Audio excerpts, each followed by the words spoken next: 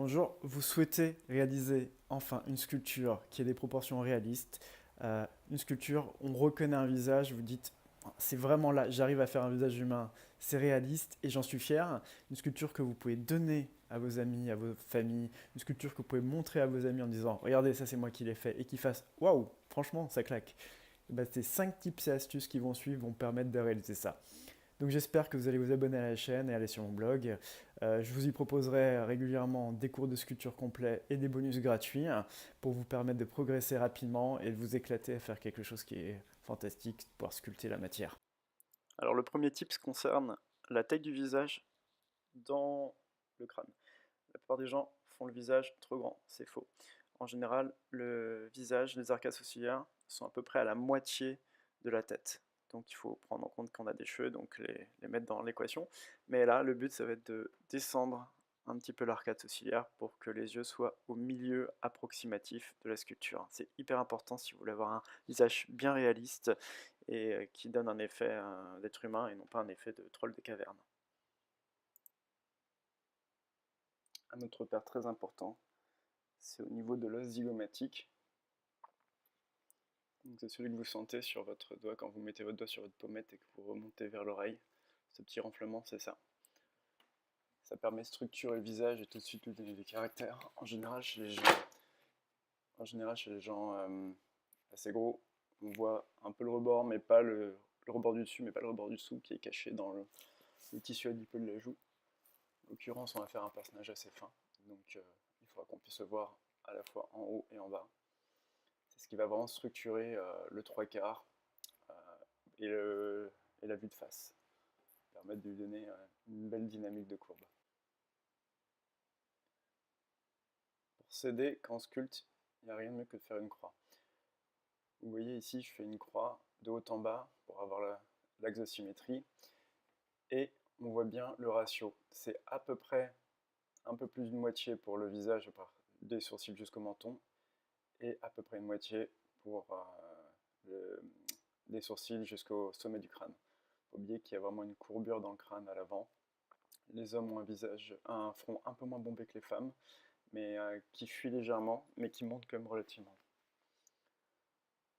Donc ici, j'essaye d'accentuer un petit peu les axes, enfin les plans, histoire de lui donner vraiment d'être aidé quand on sculpte avec la lumière, d'avoir des plans, des, euh, des arêtes.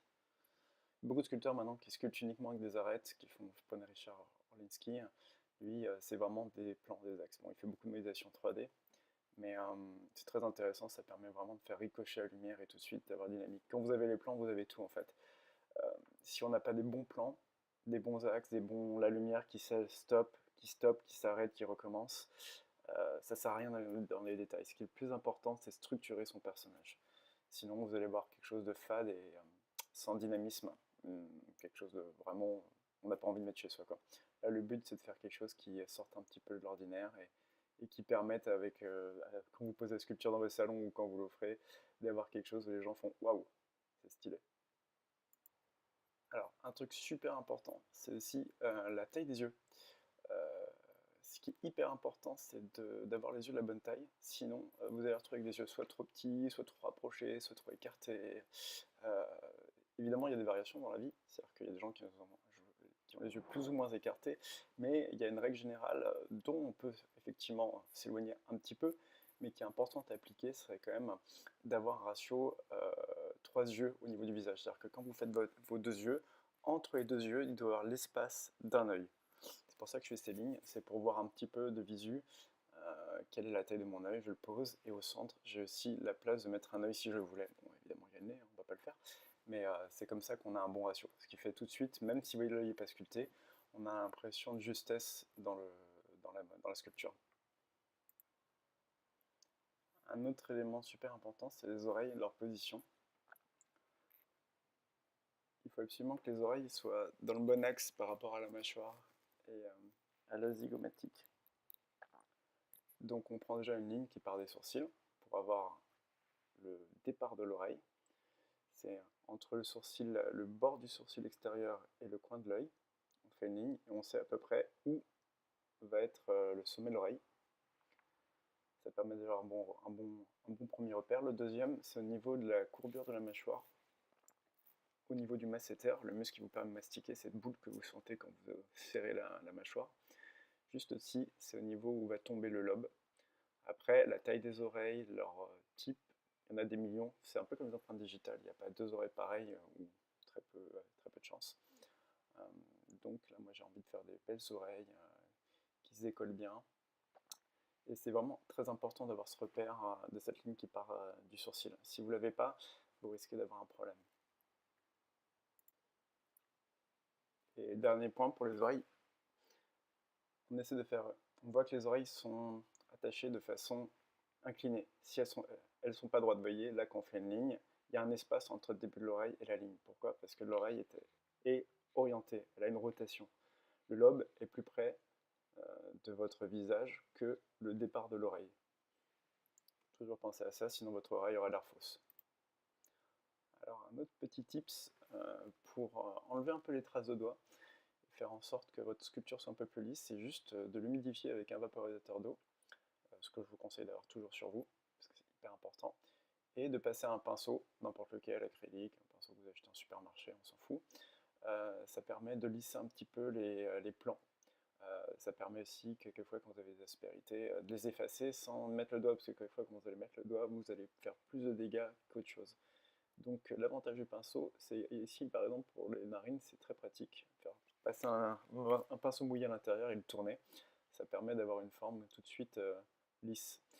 C'est pas quelque chose que je vous recommande en fin de sculpture parce que vous allez garder en fait les traces de poils de pinceau qui passent, ça va un petit peu affadir la force de votre sculpture, mais plusieurs fois pendant la sculpture le faire, c'est assez sympa. Le but à la fin sur les finitions, c'est bien de retravailler, que vous le retravaillez à l'outil, au doigt, que vous le retravaillez avec du papier de verre, ce que vous voulez, c'est après lui donner la finition qui vous plaît, quoi. Même vous pouvez ici prendre des éponges et les tapoter sur la surface pour essayer de donner un grain de peau. Il y a beaucoup de techniques différentes, j'en parlerai dans une prochaine vidéo. En tout cas, ici, ça permet vraiment d'enlever les petites aspérités, les accidents qu'on ne verrait pas.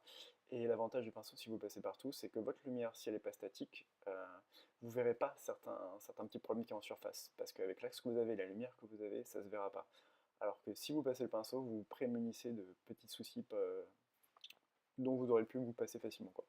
Donc voilà, faites-le, ça coûte pas grand-chose, si ce n'est un peu de temps et un peu de travail derrière, parce qu'il faudra toujours de toute manière donner un aspect extérieur un peu plus sympa.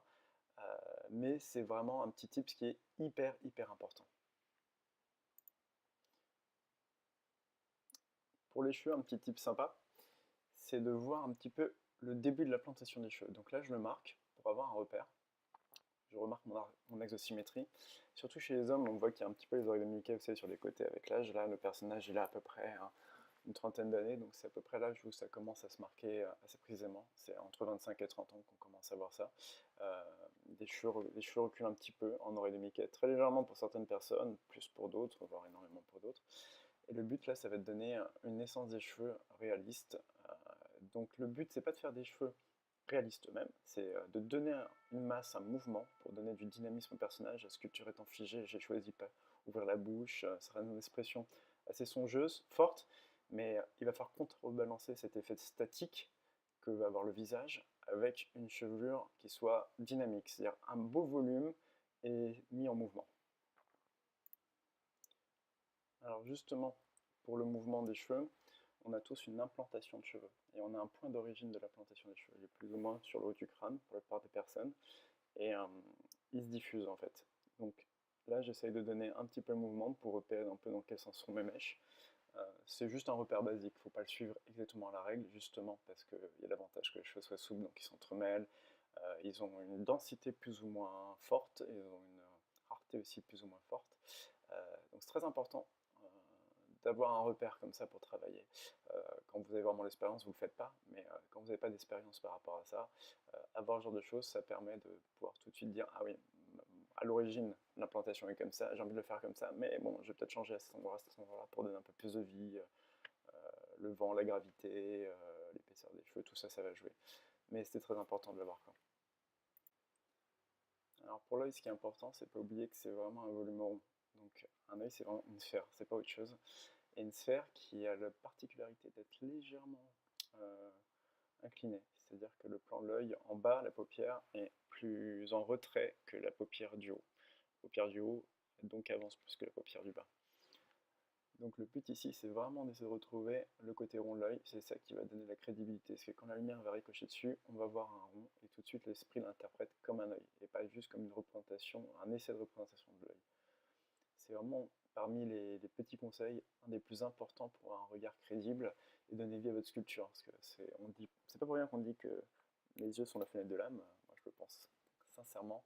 Et si vous réussissez ça dans votre sculpture, vous aurez réussi un des points les plus essentiels. Et voilà le résultat final. On s'aperçoit qu'il y a un gros travail de sculpture au niveau du visage et très peu au niveau des cheveux. J'aime bien le contraste. Pour plus de vidéos, n'hésitez pas à rester sur ma chaîne, à vous abonner et aller sur mon blog où je vous donne des cours de sculpture, dont des bonus gratuits et des cours, des formations complètes. À bientôt!